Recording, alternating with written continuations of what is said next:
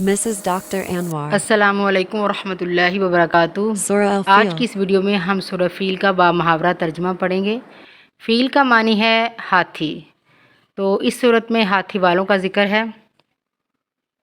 مختصر یہ ہے کہ یمن میں اہل حبشہ کی عیسائی حکومت تھی اور ابرہہ نامی ایک شخص حکومت حبشہ کا نائب سلطنت مقرر تھا۔ وہ بیت اللہ کے اثر و رسوخ اور عزت و عظمت سے بہت حسد کرتا تھا۔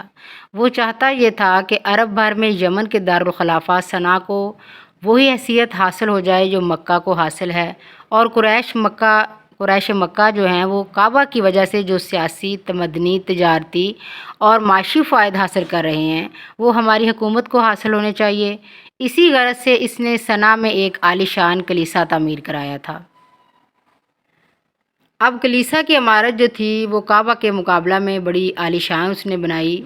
اس کے باوجود لوگ ادھر متوجہ نہ ہوئے، بلکہ جب عرب قبائل کو اس کلیسا کی تعمیر کی غرض و غایت معلوم ہوئی تو کسی نے خفیہ طور پر اس کلیسا میں پخانہ کر دیا، اور ایک دوسری روایت کے مطابق کسی نے اسے آگ لگا دی، جس سے ابرہہ کو کعبہ پر چڑھائی کرنے، اسے تباہ و برباد کرنے کا بہانہ ہاتھ آ گیا۔ اور یہ ممکن ہے کہ اس نے خود ہی کعبہ پر چڑھائی کرنے کی کوئی معقول وجہ پیدا کرنے کے لیے خود ہی اس کلیسا کو آگ لگوائی ہو یا اس کی بے حرمتی کروائی ہو۔ بہرحال ابرہہ نے کعبہ پر چڑھائی کے لیے 60,000 افراد پر مشتمل ایک لشکر جرار تیار کیا۔ اس لشکر میں 13 ہاتھی بھی تھے، اور وہ خود بھی ایک اعلیٰ درجہ کا محمود نامی ہاتھی پر سوار تھا۔ یہ لشکر مکہ کی طرف روانہ ہوا تو راستے میں اکثر عرب قبائل مزاحم ہوئے، لیکن ابرہہ کے اتنے بڑے لشکر کے مقابلہ میں اس کی کیا حیثیت تھی؟ وہ شکست کھاتے گرفتار ہوتے گئے۔ بالآخر ابرہہ منی اور مزدلفہ کے درمیان ایک مقام محصر میں پہنچ گیا۔ اس نے وہاں ڈیرے ڈال دیے، کچھ لوٹ مار بھی کی۔ عبد المطلب جو ان دنوں کعبہ کے متولی اعظم اور قریشوں کے سردار تھے، 200 اونٹ بھی ان کے اپنے قبضہ میں لے لیے۔ پھر اہل مکہ کو پیغام بھیجا کہ میں صرف کعبے کو ڈھانے آیا ہوں، آپ لوگوں سے لڑنے نہیں آیا ہوں، لہٰذا اگر تم لوگ تعارض نہ کرو گے تو تمہارے جان و مال محفوظ رہیں گے، اور میں اس سلسلہ میں گفت و شنید کے لیے تیار ہوں۔ اس پیغام پر عبد المطلب اس سے گفتگو کرنے کے لیے اس کے ہاں چلے گئے۔ قریش مکہ کو اس بات کا یقین ہو چکا تھا کہ وہ کسی طرح بھی ابرہہ کے لشکر کے مقابلہ کی تاب نہیں لا سکتے، لہٰذا عبد المطلب نے روانگی سے قبل ہی لوگوں سے کہہ دیا تھا کہ وہ اپنی حفاظت خود کریں اور اپنے اموال سمیت پہاڑوں میں چھپ جائیں۔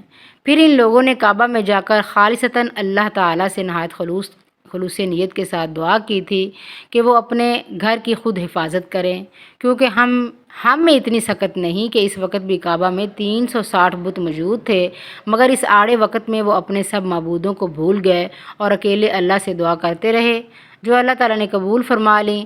جب عبد المطلب ابرہہ کے پاس پہنچا وہ اس کی جاہت سے بہت متاثر ہوا اور خود آگے بڑھ کر اس کا استقبال کیا۔ اسے پوچھا کہ آپ کیا چاہتے ہیں؟ عبد المطلب نے بڑی سادگی سے جواب دیا، اپنے اونٹوں کی واپسی۔ اس جواب پر ابرہہ سخت حیران ہوا، جیسے آپ کی قدر و مذلت اس کی نظروں سے گر گئی ہو۔ پھر کہنے لگا، میرا تو خیال تھا کہ آپ کعبہ کے متعلق کوئی بات کریں گے۔ عبد المطلب نے پھر سادگی سے جواب دیا کہ اونٹوں کا مالک بھی میں ہوں، اس لیے ان کا مطالبہ کر دیا، کعبہ کا مالک میں نہیں ہوں۔ اللہ اکبر! کہتے ہیں اونٹوں کا مالک میں ہوں اس لیے اس کا مطالبہ کر دیا، کعبہ کا مالک میں نہیں ہوں، اس کا جو مالک ہے وہ خود اس کی حفاظت کرے گا، آپ جانیے اور وہ جانے۔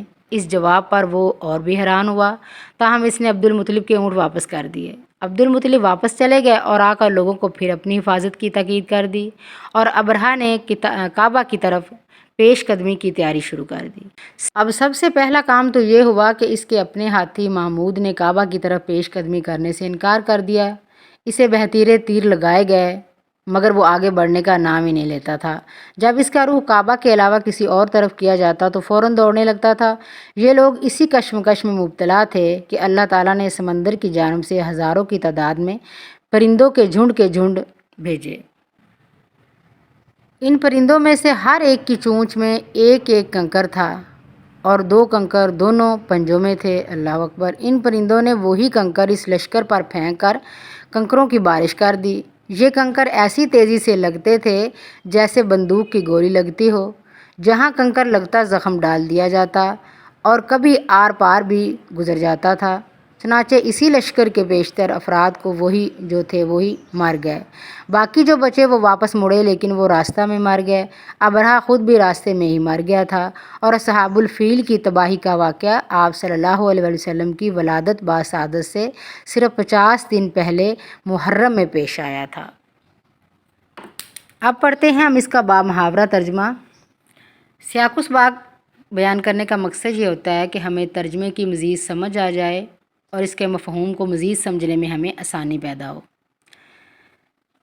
بسم اللہ الرحمن الرحیم، شروع اللہ کے نام سے جو بڑا مہربان نہایت رحم والا ہے۔ الم تری کیف فعل ربک باصحاب الفیل، کیا آپ نے دیکھا نہیں کہ آپ کے رب نے ہاتھی والوں سے کیا برتاؤ کیا؟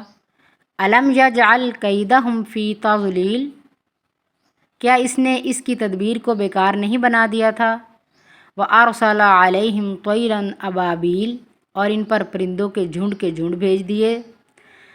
ترمیہم بحجارۃ من سجیل، جو ان پر کنکروں کے پتھر پھینکتے تھے۔ فجعلہم کعصف مأکول، پھر انہیں یوں بنا دیا جیسے کھایا ہوا بھوسا ہو۔ اللہم تقبل منا۔ السلام علیکم ورحمۃ اللہ وبرکاتہ۔